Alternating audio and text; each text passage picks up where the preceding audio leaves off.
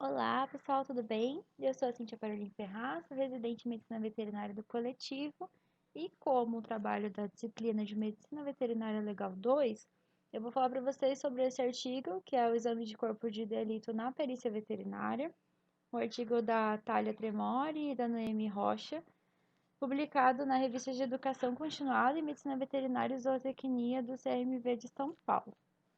Então, eu escolhi esse artigo porque ele é bem conciso, ele é bem direto ao ponto e ele explica bem um passo a passo, como uma aula mesmo, sobre o exame do corpo de delito, o que é o corpo de delito e esse exame na medicina veterinária. Então, o artigo ele começa falando sobre a importância da medicina legal e do trabalho do veterinário em relação a isso, né? Depois ele diz que o profissional médico veterinário tem contribuído diretamente para esses avanços na medicina forense. Isso é evidente porque a situação mudou drasticamente atualmente. Então, as pessoas, os proprietários, tutores de animais, eles estão tendendo a querer saber mais sobre seus animais e, por conta disso, o trabalho do médico veterinário perito também aumentou bastante nos últimos anos. Então, o artigo ele começa falando que o exame de corpo de delito ele ainda não é obrigatório, segundo a legislação brasileira, quando se trata de animais. Mas ele fala de algumas legislações que tornam possíveis o trabalho do veterinário como o profissional. Então, ele cita nessa lei 5.517, que é a lei que fala especificamente do exercício da profissão do médico veterinário, no artigo 5º, ele fala que é competência privativa do médico veterinário a peritagem sobre animais. Então, tudo que tem a ver com a medicina veterinária legal, ele é específico ao trabalho do médico veterinário.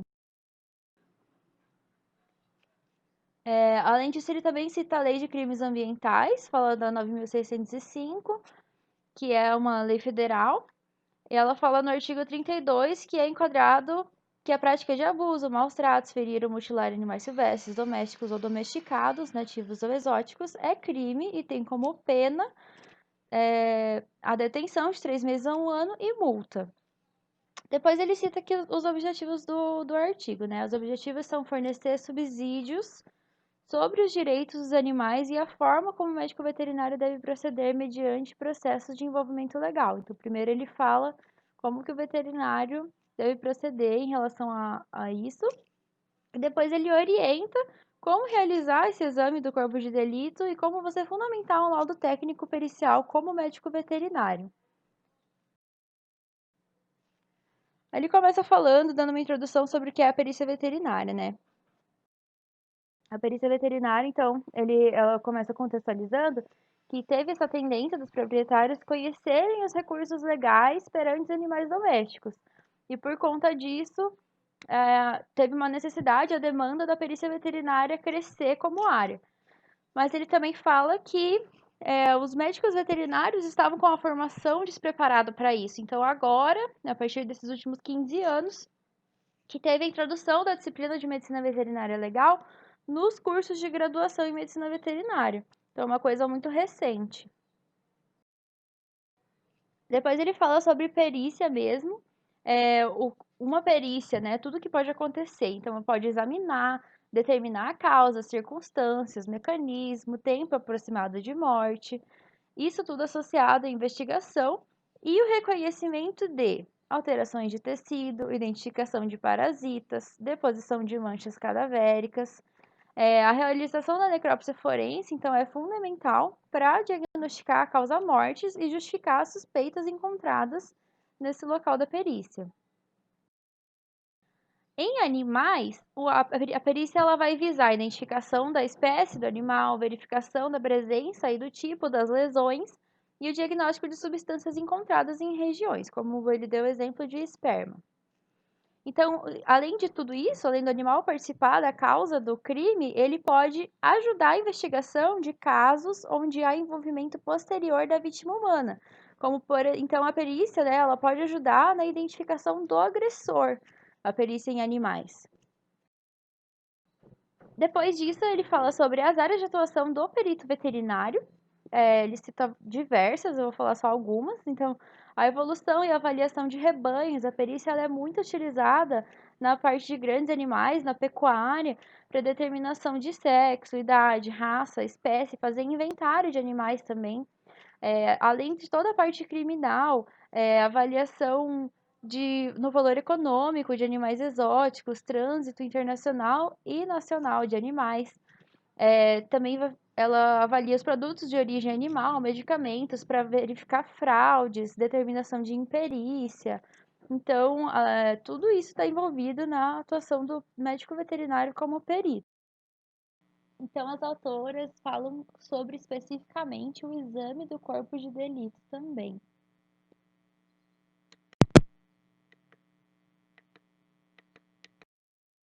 O que é o corpo de delito? O corpo de delito ele é o local do crime, nada mais é do que o local do crime, então com todos os seus vestígios encontrados. O exame do corpo de delito é o laudo técnico que o perito faz no local do crime. Então, o conjunto de vestígios materiais deixados pela infração penal, a materialidade do crime, em suma, o que pode ser examinado por meio dos sentidos, é o referido corpo de delito.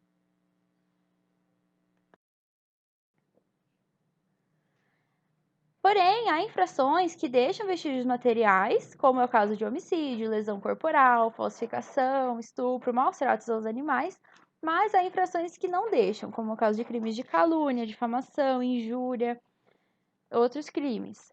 Então, quando a infração deixa vestígios, é necessário, é obrigatório que faça uma comprovação desses vestígios, e a comprovação desses vestígios é o exame do corpo de delito direto. O artigo 158 do Código Penal, ele fala que quando a infração deixar vestígios, vai ser indispensável o exame do corpo de delito, direto ou indireto, não podendo supri-lo a confissão do acusado. Então, mesmo que haja uma confissão do crime, se não há o exame do corpo de delito com provas concretas, ainda não se pode confirmar o crime. A não ser que, como fala o artigo 167, não sendo possível o exame do corpo de delito por haverem desaparecido os vestígios, então se o local do crime não for preservado, a prova testemunhal poderá suprir a falta. Então, no caso que realmente não houve exame do corpo de delito. Elas citam que mais perfeita será a perícia quanto mais próxima do delito for realizada, sempre buscando diminuir o período imponderável. Então, quanto antes você conseguir isolar um local do crime, para que não haja alteração nos vestígios, realmente é quando a perícia vai ser melhor realizada.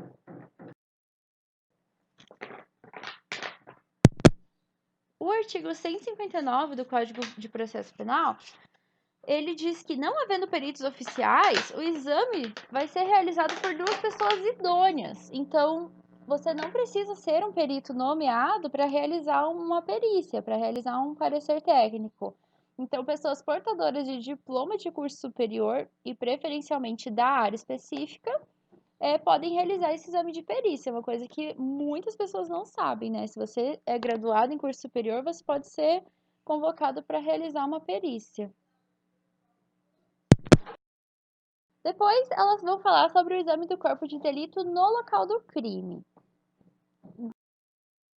Primeiro, elas descrevem o que é o local do crime, então é essa área onde ocorreu o crime, tenha ocorrido um delito e que exige as providências judiciárias. Então, a gente sabe que ocorreu um crime nesse local, todo o local envolvido é o local do crime. É importante sempre, então, o perito questionar onde ocorreu o fato, a natureza da ocorrência e o que ocorreu naquele local. E cabe ao perito, então, ater-se aos vestígios minuciosamente.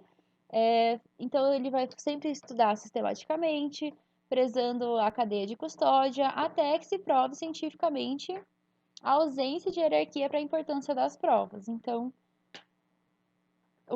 cabe ao perito descobrir quais são as provas. E a prova tem o objetivo de transformar a suspeita do crime em uma certeza. É fundamental a preservação adequada do local do crime. Então, esse isolamento correto, ele vai preservar tanto o local, vai preservar os vestígios que podem levar às provas do crime futuramente. Cabe ao perito médico veterinário, então, avaliar o local do geral para o específico. Então, inicialmente ele vai avaliar o local total, depois ele vai avaliar uma prova de cada vez, coletar a maior quantidade possível de materiais que possa ter relação com o caso e realizar o exame de corpo de delito direto e indireto, preservando a cadeia de custódia. Então, só para relembrar, a cadeia de custódia é essa documentação cronológica, é o histórico, então, de todas as evidências, tudo que foi encontrado no local do crime, é o histórico. Os passos para uma perícia completa, a gente vai ter que avaliar todo o ambiente. Então, inicialmente o local do crime, você vai desenhar, fotografar, descrever, fazer tudo o que você precisa para identificar aquele local como o local do crime. No animal, você identifica qual animal, discrimina, fotografa, também desenha. E no ambiente, você tem que avaliar a temperatura, a estação do ano e o período do dia. Por exemplo, se o crime aconteceu de noite, de manhã. Além disso, as autoras também falam sobre a importância da traumatologia forense. Elas citam que as lesões de ordem mecânica, elas são as mais comumente encontradas em animais. Daí elas citam que são provocadas por instrumentos perfurantes, pérfuro-cortantes, cortantes, contundentes, pérfuro-contundentes, corta-contundentes. E coloquei uns exemplos só para a gente ilustrar.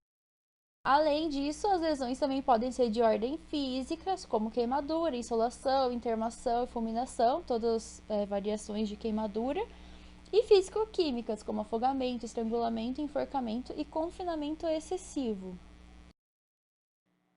As autoras elas dão um passo a passo de como você criar um laudo pericial. E daí elas começam falando que o laudo pericial precisa de um preâmbulo. O preâmbulo vai conter o título, numeração, hora, data, local da perícia, nome do perito. É a introdução mesmo. Se tiver o boletim de ocorrência, tudo vai acontecer no preâmbulo. O objetivo do exame, então, se teve uma causa de morte, se teve uma causa jurídica da morte, causa médica da morte, tudo que aconteceu. O objeto do exame, então, se for um animal, tem que identificar o animal. A identificação do corpo do delito, então, espécie, sexo, raça, pelagem, idade, tudo. Os exames realizados, então, exame necroscópico, o exame do local. Análises complementares, que são os materiais enviados por relatório, além do que você já observou. Considerações preliminares, que caracteriza a discussão dos achados do laudo que podem levar à conclusão. A conclusão, propriamente dita, então, se o crime, se houve o culpado ou não, quem é o culpado, a conclusão. O fechamento, encerramento, que cita o número de folhas, relaciona os anexos, fotografias, e com isso o perito sempre deve guardar uma cópia com ele mesmo. Depois disso, os anexos. Então, os desenhos, fotografias, todas as análises que foram realizadas para que esse laudo ficasse pronto. Em conclusão, então, as autoras dizem que nos últimos 10 anos teve essa crescente preocupação do homem com o meio ambiente e, nesse contexto, os animais de companhia passaram a ser considerados membros da família. Então, por isso, foi observado esse aumento gradativo no número de casos periciais envolvendo animais silvestres, domésticos, de produção, quaisquer animais, e que isso determina, então, a realização de perícias veterinárias. Depois, como conclusão, elas dizem que o exame do corpo de delito, bem realizado, é fundamental para o sucesso de uma perícia. Então, o aumento de estudos na área tem tornado a medicina veterinária legal uma importante especialidade na profissão do médico veterinário. Essas minhas considerações, muito obrigada. Quase estarei